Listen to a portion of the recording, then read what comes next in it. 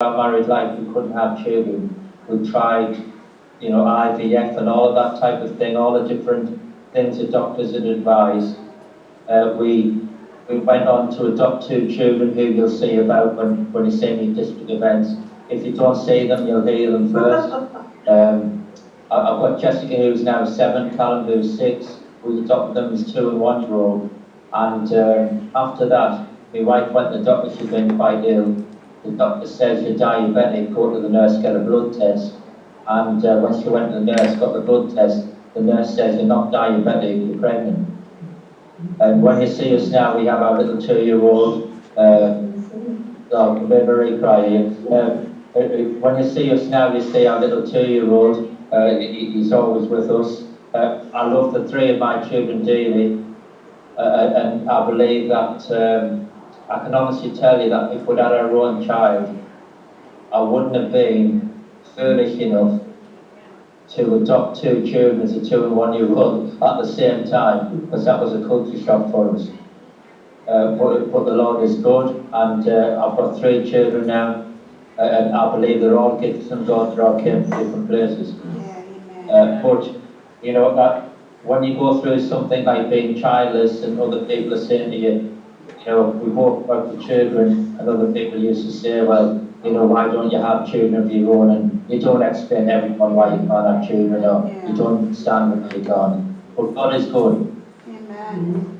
And we're talking about advice here. Never once did Lynn ask me to compromise and get myself not that anyone else would want this, but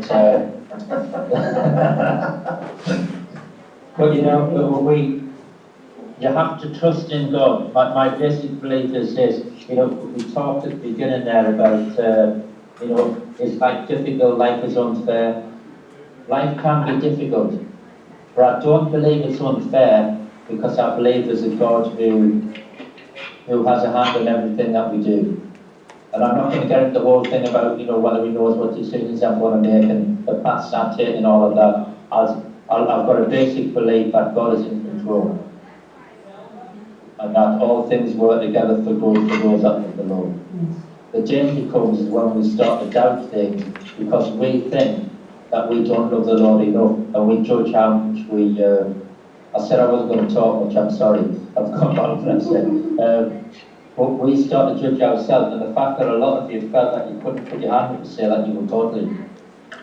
In terms of belief, in terms of what the Bible would call perfection, if I go to the Lord now and repent at this moment, He wipes those sins from that whiteboard clean. At this moment that I've repented, then I'm perfect before God. It's only when the flesh comes in and other things start happening, and then I've sin and doubt and fear and all of that then it's different.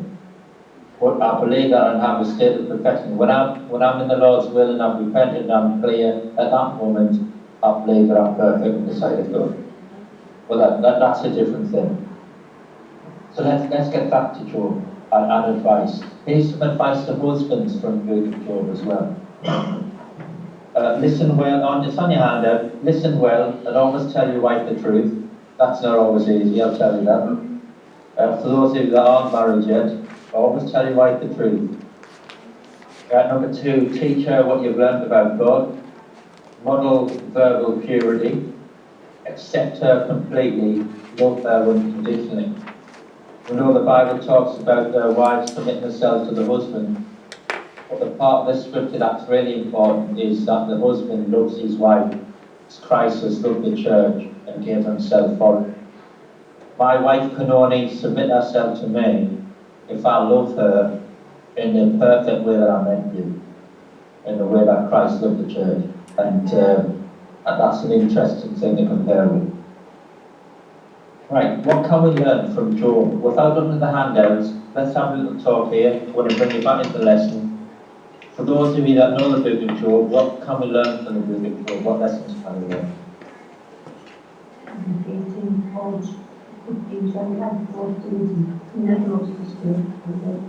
Can you hear what Christine's saying there in the room with me? No.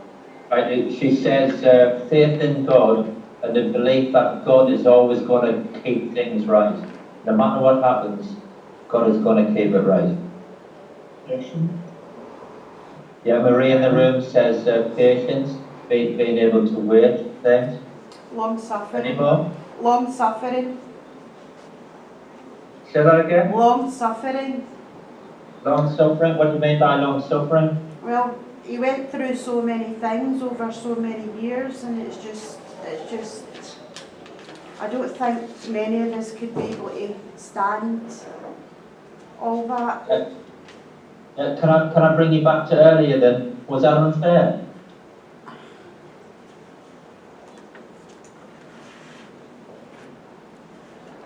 Was it unfair that Job had to go through this? Yeah. Yeah? So God's an unfair God. It's I'll just get us a bit, okay? Yeah? I was going to cut you out. I wouldn't have said God was unfair. I wouldn't say God was unfair. I think the whole situation. I've lost you there. I think the whole situation was unfair on him, but at the same time, it had to be done in order to learn a lesson. Yeah. Yeah. So, you know, See, it's an interesting one, isn't it? Ada turned around and says to you, God had great faith in Job, that he knew that he would come through that struggle, and that's why he done that. Because God had great faith in Job. And that's the great one. He knew that Job loved him unconditionally. He knew that. And he was willing to show Satan what he's got. He showed Satan that he has got people that love him unconditionally. And that's what Job was. A figure to show Satan, the devil, that he has people who love him unconditionally, and God loves them unconditionally, and nothing will stop that, nothing. And it takes a lot of person to do that, a lot of person to go through that struggle. Really, sometimes when I've read Job, I go, to go through that, he must have been subhuman. Because really and truly, I don't know anybody really in this time could do that. Really, no. Right, that's good, but what we have to be careful of here, there's a scripture that helps me. I can't remember where it is, but it basically says, there have no temptation taken you, but such as is common to man. God is faithful who will not suffer you to be tempted above that which you are able, but will with the temptation also make a way to escape, that may be able to bear it. In other words, God allows things to happen to me because he thinks I can cope with them. The danger comes is when I look at people in the Bible and I think, oh, I couldn't cope with that. No one else can. You know, the faith of people in the Bible has to be attainable to us as well. And I believe that, I understand what you're saying there, Elizabeth, but I've got to believe that there are people here that could go through that if God so, you know, it's part of God's plan is. For me personally, I'd be down on my knees and I'd be begging God to stop. I'm not I'd be begging volunteering God. for it. No. I would be begging God for some of that to stop, that I couldn't cope, and that he would need to help me. Because see, for children and the rest, I don't think I could take that. I don't. I lost my nephew, and I'm telling you, my nephew was only 13 months old, and I broke my heart, and I was down in that pit, and I'll tell you, that was a nephew. That wasn't my son. That was my nephew, the way that he died, and I just could not take that. And I was in the house of God at the time. Maybe I'd have been different now, but I don't think so. I really don't. I don't think I'd have been strong enough then. I was there. But I don't know if I could stop it strong. I don't know if I could. You I hear need the to be there. I would need to be in that situation to know if I would be strong. I've had a lot of struggles with being in church, and I've come through it stronger. Yes, I don't know if it's a child, but really, I need to be in that Right, story. okay, well, thank you for that. Yeah, It that's is great. unfair. I'll just tell all of you in the group there, you've written up quite a bit as well for us as well. So I don't know, has my connection stayed okay with you? Yeah. Yeah, because you're written up quite a bit for us. You know, these things we're talking about are real. When we talk about persecution, when we talk about trials, these are things of life, and we're talking about things that, you know, we have to talk to you about people in that room there, people in this room here. I know some of you quite well, some of you I don't, but we go through real things. Now, there are sometimes we go through things and we think there's no way we can get through this, but the fact is, we're here together now, talking about the Word of God, Yeah. which is fantastic. What principles can we learn from Job? I'm going to move on quickly now because I've got much time left with you. Anything I don't cover with you, I'll pick up next time, and you've got your handouts, have a good read of them. Principles we can learn from Job. There is an enemy that we encounter that we cannot see, but it's real. These are on the back of the book of Job, it's all part of the notes on there. There are trials we endure that we do not deserve, some would say, but they are permitted. There is a plan that takes place in our life that we will not understand sometimes, but it is best. And there are consequences we experience in life that we don't anticipate, but they're necessary. Now, 3 timeless principles of Job. We're just going to talk to you briefly about these. Number 1, since our lives are full of trials, we need to remember that there are always more to come. Christine in the room just said thanks for that. Yeah. There's always more to come. Yeah. Don't be surprised. Since our world has fallen, we need to understand that those who love us may give us wrong advice. Don't be fooled. Even Christians can give us wrong advice. And if he's out of the room, do I dare say it? My pastor's just left out the room here, I'm the assistant pastor here. Even pastors and pastors' wives can sometimes give us bad advice. So I dare say that. In the end, people are people. Yeah. And if I want any advice, if I can get it directly from God, that's the best. But obviously people like pastors and ladies will try, they'll advise you the best that they can, but they're not God. Don't be fooled. Make your decisions according to God's principles. Since our God is sovereign, we prepare ourselves for blessing and adversity. Don't be disillusioned, as Job pointed out. Shall we accept good from God and not accept adversity? Now, when God finally speaks at the end of the book, what does he not do for Job? What does he not do for Job? He doesn't give him any answers. At the end of all of this, his friends have taught him, his wife's taught him, God answers the friends and God answers him. At the end, he doesn't give him any answers, he doesn't explain why. You know, as a person sometimes, I'm terrible. I'll do anything for you, but I want to explain why I'm doing it. I like to know the purpose of things. There are times where God's not going to tell me. When we adopted our children, God wasn't telling us why. I can look back now, and I can tell you, honestly, if we'd had Elijah first, we wouldn't have adopted our 2 children because it wouldn't be that difficult.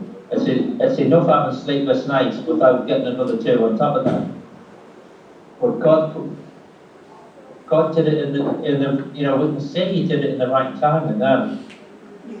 But we didn't understand that at the time.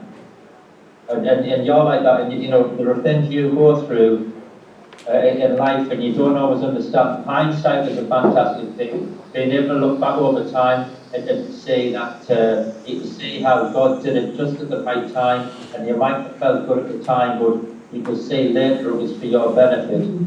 But we don't always say that. He doesn't give Job any answers. He doesn't tell him, you know the what's and the wherefores and all of that. He doesn't apologise for being silent for so long. It doesn't offer a hint of information about the whole thing between him and Satan way back when it started. It doesn't tell him any of that. You know, God deals with things that we will never know he's dealt with till he tells us one day. How many times have I nearly been knocked over and I don't know about it?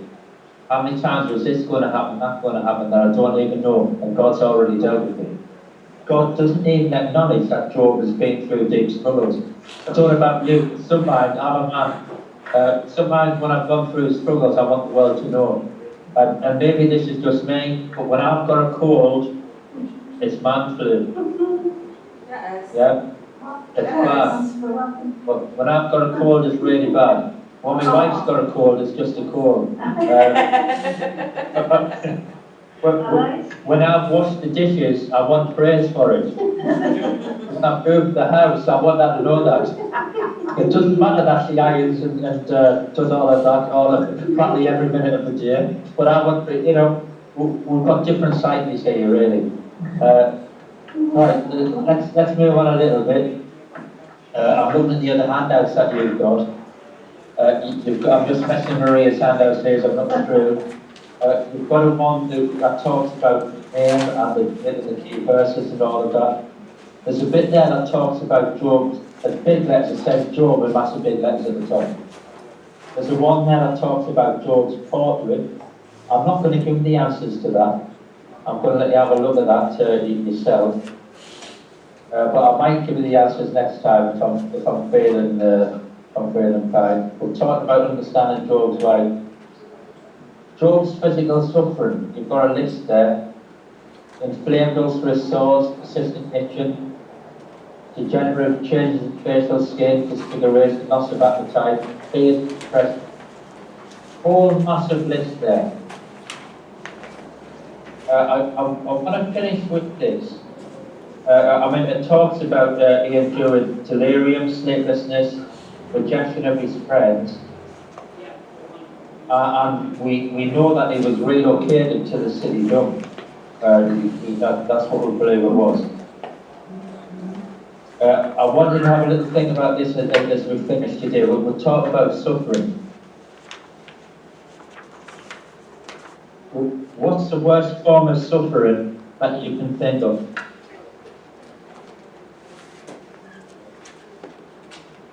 It's not on the sheet here, it's just me. What's the worst form of suffering that you can think of?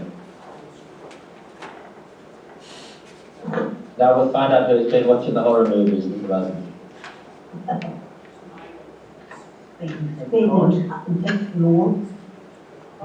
Christine in the room with me says being alone. Being tortured. No, that's why being alone is bliss to me, not suffering. Being tortured. In what way?